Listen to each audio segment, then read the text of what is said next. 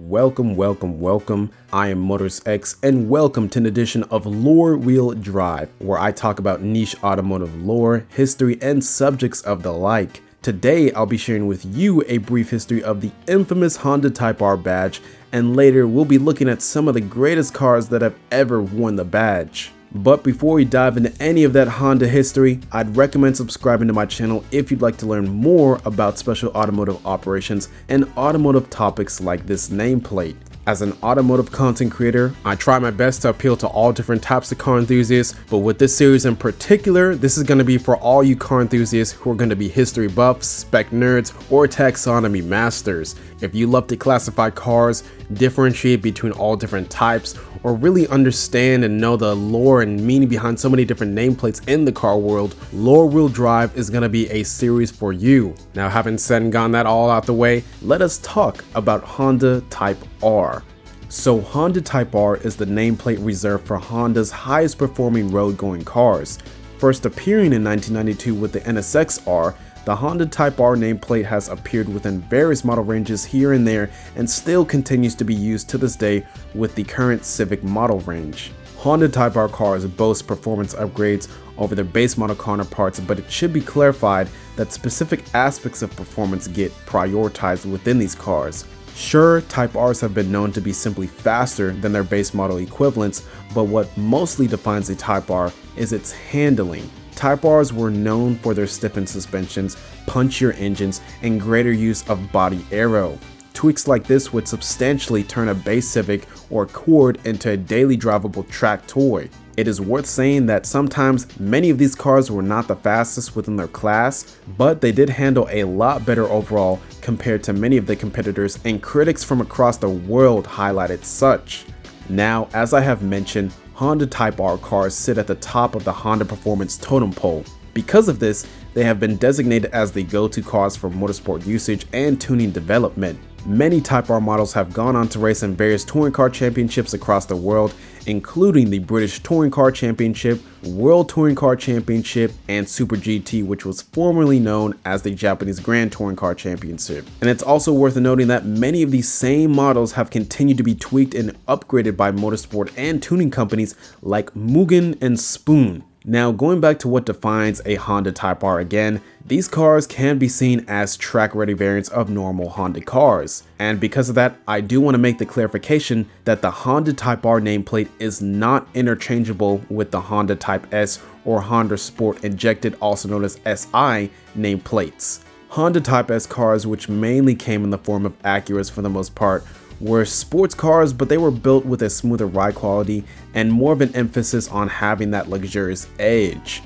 Honda Sport Injected or SI cars were just slightly reworked street-ready variants of base models and not nearly as potent as Type Rs naturally from factory. Another nameplate that pops up when talking about Honda Type R is Honda Euro R.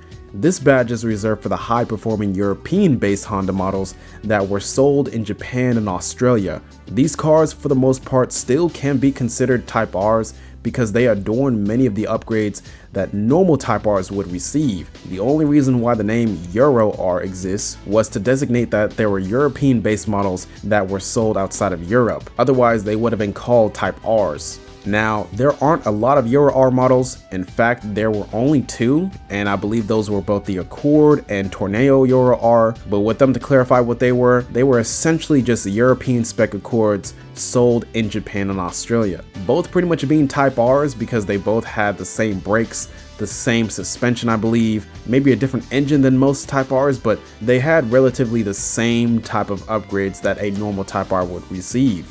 Now, going back to Honda Type R as a whole, as far as I know, this is not an actual division within Honda, but rather just a badge. I don't know if there's a specific team that works on these cars, but Honda Type R should not be confused with Honda Performance Development, which is the American-based motorsports and in-house tuner division for Honda. Honda Performance Development, also shortened to just HPD, produces their own beefed up versions of Honda road cars and has raced their own Hondas within championships like FIA's World Endurance Championship and IMSA's Sports Car Championship. Now, as of lately, Honda only produces one Type R, and that is the Honda Civic Type R. However, Honda has created a variety of Type Rs belonging to various model ranges for the past few decades. And actually, in a little bit, we'll be taking a look at a gallery full of them. But before we dive into any of that though, I want to make a couple of side notes for the gallery. Number one, cars are only going to be named by their year, company, model, and trim level. I'm not going to be using any generational codes, chassis codes, or sub-trim level names.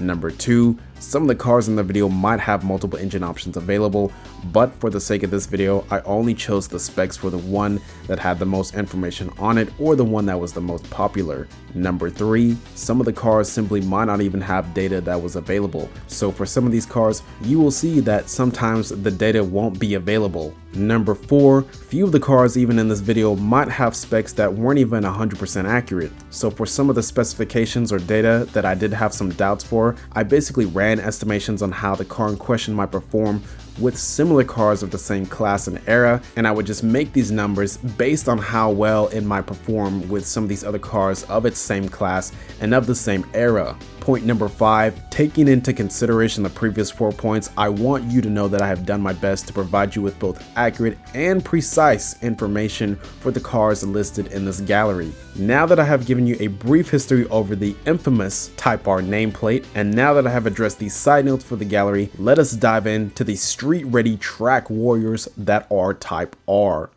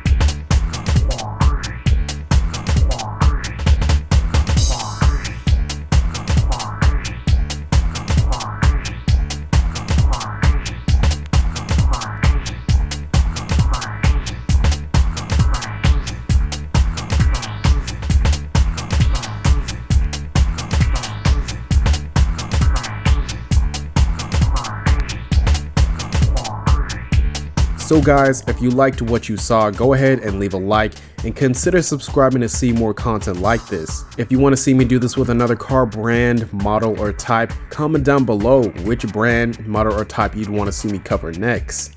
Again, I am MotoristX, and this was an edition of Lore Wheel Drive.